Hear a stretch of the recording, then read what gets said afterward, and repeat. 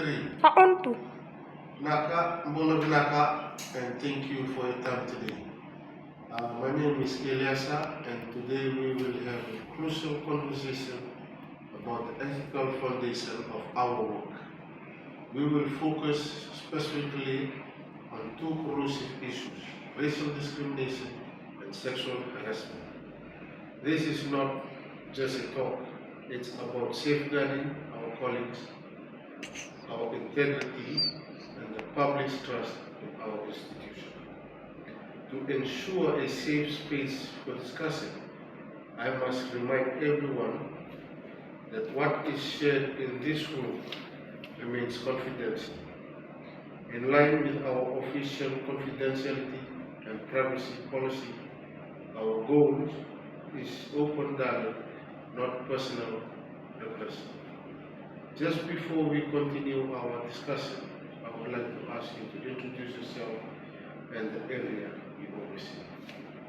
Bolominaka, my name is Caroline, and I am a supervision managing daily operation and the office's performance.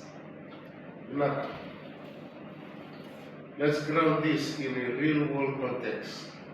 As Fiji Correction Service is committed to respecting human rights and promoting rehabilitation, the state of being equal, especially in status, rights, and opportunities, while specific internal cases are confidential, we can learn from investigate incidents that have surfaced in similar correctional services globally and the principles that apply here. Incident 1, racial discrimination.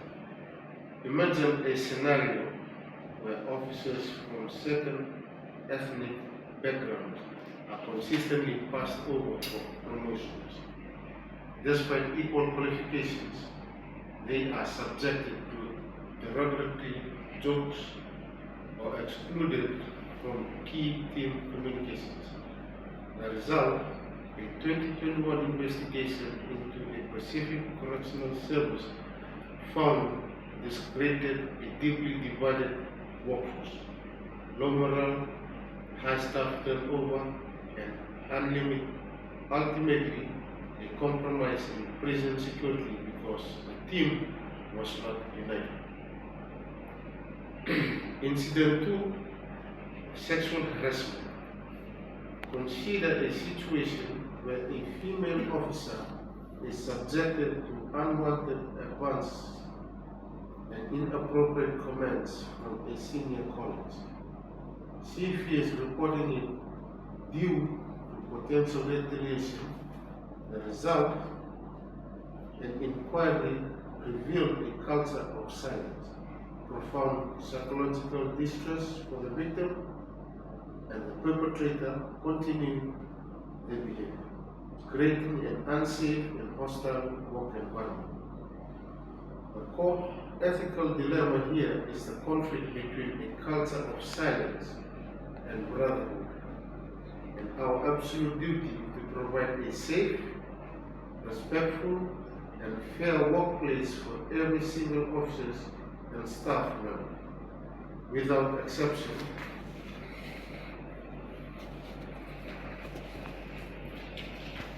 So how does this connect to who we are as Fiji Correction Service? Let's look at our organization, public objectives and values. Our three core business: safety, security, care and change.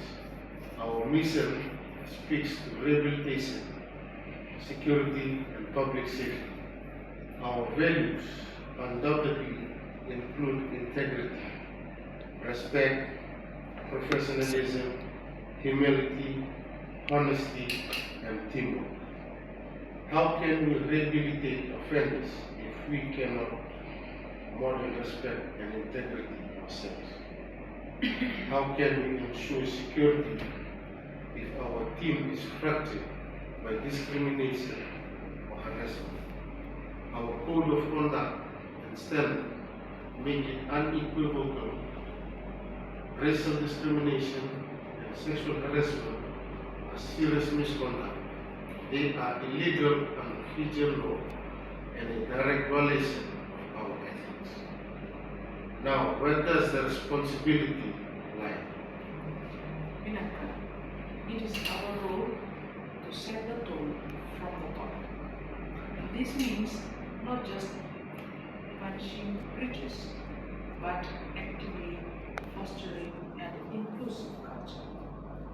It means ensuring transparent reporting channels and protecting those who speak up.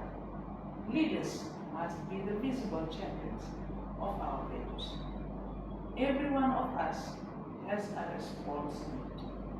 It's not just about being a perpetrator, it's about being an active bystander. If you see something, you have a duty to report it or safely intervene. Your responsibility is to uphold these standards in your daily interactions.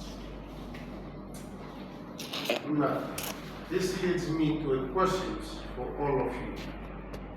I want to interact and consult with you. Thinking about our officials' communications, the memos, the training, the speeches about our missions, values, does the language and message truly resonate with you? Does it feel relevant to the daily challenges you face on the ground? I am not asking for specific stories, but for your perception. For example, does the message against discrimination clearly explain what it looks like and what to do? Thank you. That feedback is critical. It tells us if our message is just words on a wall or a living tool in your hands. We must ensure the language we use meets the needs of all groups, from new recruits to veteran officers, making our ethic practical and clear. You are not alone in this. We have robust system to support you. Confidential resources include our formal internal reporting channel, the state, the Pacific Department, example, professional standards unit, access to welfare officers or counselors, the Fiji Human Rights and Anti-Discrimination Commission is an external body you can contact. Why is adopting these ethics so important? It's simple. Our operational effectiveness depends on it. 18. Trust by discrimination is a big deal. An environment poisoned by harassment is an unsafe environment. Upholding ethics is not a soft skill.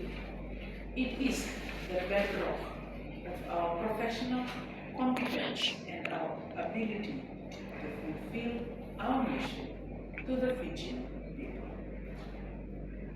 As leaders and colleagues, we must adapt our style. Sometimes we mentor, sometimes we must take from corrective actions. Today, my role is to facilitate this dialogue and influence our direction towards a higher standard. I encourage each of you to play an active role in leading our culture, collaborate with your peers, support those who may be struggling. Let's build a work environment where everyone feels comfortable sharing perspectives to achieve our shared outcomes. A professional, respected, and effective correction service. In conclusion, confronting racial discrimination and sexual harassment is not a side issue. It is central to our identity and success. It is about living our values of integrity and respect every single day. I challenge you all to be ethical leaders in your own spheres. Use the resources provided and to hold yourselves and each other to the highest standard. Inakabakale. Na